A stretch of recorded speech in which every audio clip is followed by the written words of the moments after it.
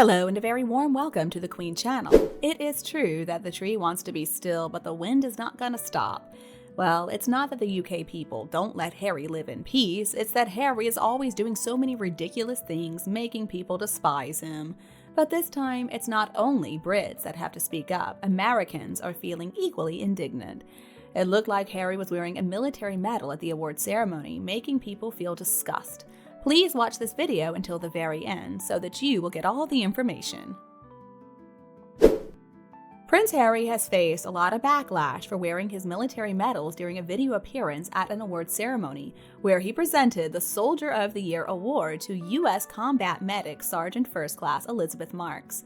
In spite of having given up his honorary military titles way back in 2020, Harry decided it was appropriate to wear his Operational Service Medal for Afghanistan and other medals too, which of course drew disapproval from some royal fans on social media. They have considered his actions embarrassing and they're criticizing him for wearing participation medals. But other people are defending Harry, claiming that the medals were for significant events such as the late Queen's Jubilees and also his service in the army. During the video, Harry praised Elizabeth Marks for her courage and her resilience. He talked about her achievements and her contributions to the service community. The award ceremony was hosted by the Military Times, an independent news website that recognizes exceptional military members from each branch of service. Okay, so first let's talk a little bit about Harry's speech. It was so cringy. Harry is not a good public speaker, I hate to say. He always seems incredibly nervous, and he swallowed his words towards the end of a sentence. He just kind of fades out. I couldn't stop looking at his mouth moving. It was all just bizarre. It was almost like AI. I mean, I thought that members of the royal family were trained to be good public speakers from an early age. They certainly have done enough speeches in their lifetime, but Harry looked so out of place, so uncomfortable. It is true that all of the royal family's efforts to educate Harry were an absolute disaster. And I'm surprised that he wasn't wearing his Living Legends of Aviation medal. I thought that was so important to him. In reality, only one of the little trinkets proudly displayed on Harry's chest was actually related to military service. The other three were just Jubilee medals, and more than 400,000 of each were handed out to enlisted service personnel, so Harry is nothing special. Did you realize that when Harry was in the military, he was called the boy in the bag because he was the spare and he was protected so he could never participate in anything dangerous? And they gave him medals for bravery for doing nothing at all. Many people who served with Harry are understandably uncomfortable because they actually had to face danger. I mean, who does Harry think he is wearing these medals? The medals he's wearing, he doesn't deserve to have. It's unfortunate that Harry was allowed to just show up with his participation medals to award a real war hero with a medal. Somebody else really should have been there to present them. Harry is still trying hard to pretend to be a hero, but he missed the mark a long time ago. I mean, 3 out of the 4 medals were simply for being alive when the late Queen reached the last 3 Jubilees. They're not even military medals. How inappropriate for Harry to wear them. He had no right to wear those. He had no right to show off these medals in the US. He wasn't even acting in an official capacity of the UK government. Harry also is in America. He wasn't even in Britain. If Harry were in the US on official business given to him by the government of the UK or the Crown, then all right, he would have a right to do that because it would be an official function, but that was not the case. Harry just used them to convince himself that he's more important than what he really is. So if the US decides to award him a medal, then fine, but that's never going to happen. And it was wrong that a foreign prince came into the US wearing his military medals without even being an active member of the armed forces. Honestly, I'd kick Harry out of the US just for doing that. The man is seriously not right in the head. I mean, the UK should take away all those medals. I think he should be ashamed of himself, standing there with medals on like he's really important. And why in the world did he get a medal anyway for sitting in a bunker all day playing war games on Xbox? How disgusting that he thinks so highly of himself, and so undeservedly so too. I mean, it was supposedly honoring a soldier, a real soldier, but it wasn't even done professionally. The video was really poor quality, it was grainy, and Harry was standing on the back porch. So basically, he was rubbing it in the Taliban's face wearing his Afghanistan medal and 3 other phony medals. This was an American woman winning an award for her actual service to her actual country. And for some reason, a foreign prince presented her with the award? And a disgraced foreign prince at that, not even one with any honor. Incredibly insensitive, I think. Many people are disgusted with Harry's actions, understandably so. I do feel sorry for old Elizabeth Marks. She gave herself to her country, and she ended up receiving an award from a phony. And Harry cannot outsmart anybody. It is his connection to the royal family that he wants to put on display in spite of the fact that he was a traitor to all of them, because it makes him feel important. So hypocritical of him to wear the medals when he so openly attacked his family, the monarchy, and even his country. He shouldn't be wearing them at all. They're not even military medals. They're from the late Queen's Silver Jubilee. One was for being in the Commonwealth, and he should not be wearing them in the US. And I'm pretty sure that Harry was given this award because of his role in Invictus. So again, wearing the medals was a pathetic gesture towards wounded veterans. Let's remember his chess pieces comment. He was also in a protected area the whole time he was in Afghanistan, and he backed out of a memorial service for Marines to attend a movie premiere. He has turned Invictus into a fashion show for his narcissistic wife Meghan Markle. He also quit the military service because he couldn't qualify for the rank he wanted. What a sad, sad story. I also wonder, where was Meghan? Was she busy that day? I'm surprised she didn't come running in to pin another medal on him. Maybe she was busy making jam. Both of them, though, have made an absolute mockery of Invictus, which was once a very worthy organization. Now, maybe Harry is technically entitled to wear those medals, but what are his motives? I don't think Harry has anything to be proud of anyway. Many of the people credited in history books are not even as boastful as Harry is. He was just a common, ordinary soldier, nothing more, nothing less. Basically a toy soldier. Who's going to be impressed by that? Harry was protected, and he would play video games all day. He failed the helicopter pilot's test on 3 separate occasions. None of those medals were awarded for bravery or exemplary service. It was just the fact that he was there. So self-important, and at the same time congratulating somebody who really was a good soldier and who really has shown bravery and dignity and determination over and over again.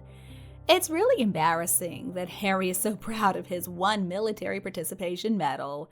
If it weren't for his family arranging some things, Harry never would have been accepted into Sandhurst. He's such a joke. So maybe he needs to get more medals. Maybe he could be awarded with a Bunker Boy medal, or Royal Idiot, Royal Traitor, Liar. I guess, though, Harry used to be happy. We can say that. Just look at his face these days. Harry does not look like he's doing well.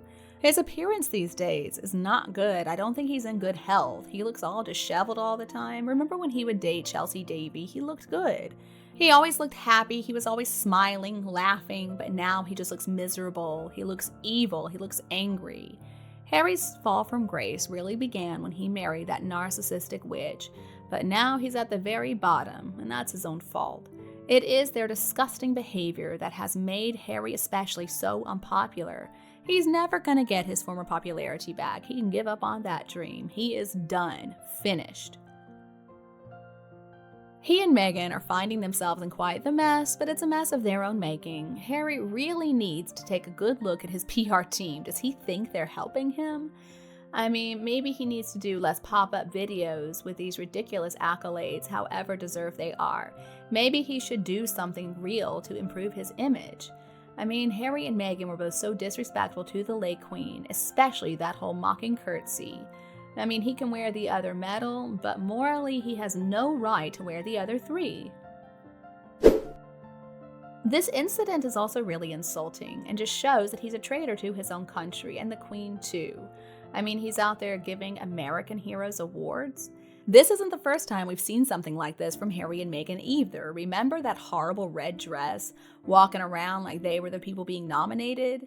Harry is a case of stolen valor. He never was an Apache helicopter pilot. He didn't kill any Taliban members like they were chess pieces. Come on.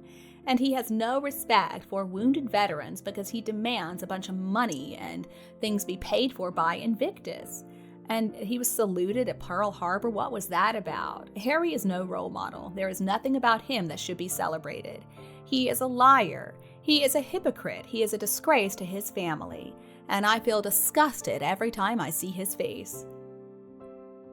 Most of the time when Harry was in Afghanistan, he was sitting there in a bunker playing video games. And the rest of the time, I guess he was being trained on how to escape and evade incoming bombs. He only got medals because of his status as prince.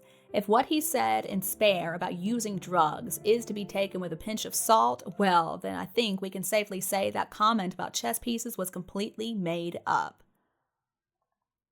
So let's analyze more closely the medals that Harry's got. Now, the king earned a real award for being a pilot. He actually was a pilot anyway, so then he got the Double Diamond Award for Excellence. He also flew fixed-wing jet aircraft. Now, since he's heir to the throne, he couldn't be in combat. It was the same for William, but William did end up working in some pretty dangerous situations as an air and sea rescue pilot. Harry simply trained as a co-pilot or gunner. They never allowed him to fly a helicopter on his own. Harry's also, I hate to say it like this, but he's dumb, and he had to leave the army because they couldn't promote him to have any real responsibility. That would have been incredibly unsafe. Harry was not able to pass any exams. Even when Harry was in prep school, he was held back a year, and he was a year older than people in his class, but he still couldn't keep up. Harry's image was entirely manufactured by the palace. There's no way he would have gotten into Sandhurst if he had not been a prince. The medal he got was just for being there. He didn't even do full tours. He was called Bunker Harry because that's who he was. Now, the other medals are Jubilee medals, and those we got after he left the military. He's an idiot, but he has decided he's an American now. He lives in the US, his wife is American, his invisible kids are American, and he either pays or maybe he doesn't pay taxes in America, I don't know. So Harry, please stop acting like such a fool. Do not do anything related to Britain because you are done. And another question I have is, why did Harry show up at this ceremony? Why did he give a speech? I guess he was invited. The big question mark, though, is after what Harry did, why did they still invite him to be there? Does Harry not still have somebody protecting him? Could that person be his father? Did you know that Lady C made some really surprising revelations about King Charles being so tolerant with Harry, being so lenient, letting him get away with whatever? So Lady Colin Campbell is exposing a really important aspect to explain why King Charles has taken such a gentle approach when dealing with Harry. In her recent interviews of her new edition, Persecutors or Victims, with YouTubers Padina and Dan Wooten, she talked about the subject of Harry not being right when he was born. It's a very sensitive subject for sure, and we shouldn't construe it as offensive or as ridiculing people and families experiencing the complexities of special needs. But I and many other people have talked about Harry's radical decline in his physical appearance, his facial features, and really strange, crazy body language. You can see it all out there. It's in the public domain. And it all became noticeable after he got together with Meghan.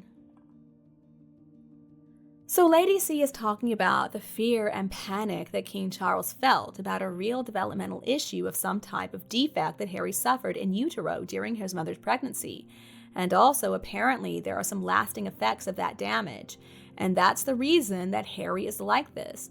That's the reason that his reputation has been protected for so many years. And that's also the reason that now we're seeing the real Harry. He's always been like this. Lady C has said that concerns have been expressed if his mother's progressive eating disorder had impacted Harry's brain development and thought processes. And she's not trying to shame Diana for her problems. I understand Diana did have an eating disorder during her pregnancy with Harry, and that's a really sad thing. And Diana shouldn't be shamed for that. But she's just trying to talk about the obvious physiological changes in Harry that we have seen. There's something seriously wrong with him. So there are medical characteristics and facial features such as the eyes and ears that become more obvious and revealing with the passage of time. In the case of Harry, it could point to an underlying medical problem that is independent of this long-term drug abuse Harry has admitted to, and is also independent of the bullying that he's suffering from thanks to Meghan Markle. There are a few factors that can contribute to impeding natural brain development in pregnancy, and in many cases, the medical community doesn't know what to do. They don't really understand why these phenomena happen. They don't understand why or how certain parts of the brain are affected. Modern medicine is still trying to find causes, cures, and good treatments for so many complicated diseases like cancer, blood problems. Development in birth is sometimes beyond control or even understanding. We have seen some amazing advances in medical technology, but still there's a lot of work to be done. Important organs like the brain are classified as developing abnormally into what is commonly known as birth defects. Well, and then Harry's also an addict. And what about the abuse of substances in his everyday life that cannot be helping matters? Addiction is a very real disease, and I am sure his own awareness and shame regarding his low intellect, and maybe even sensing there was something really wrong with him versus his brother and peers, maybe that accelerated his use of substances so that he would feel something. Or maybe he was trying to numb the feelings he had, numb the pain that he felt, because he knows that he's not the same as everybody else.